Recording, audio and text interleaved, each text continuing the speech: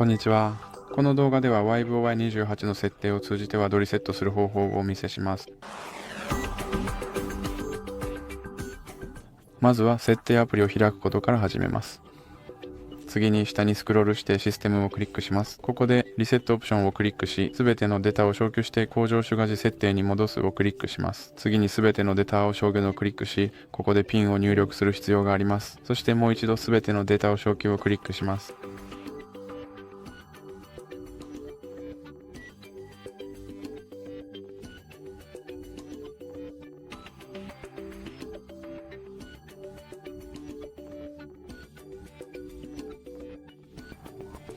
ご覧の通り電話は工場出荷時設定に戻っていて、電話の設定をしなければなりません。で、この動画は終わりです。もし気に入っていただけたらいいねとチャンネル登録をお願いします。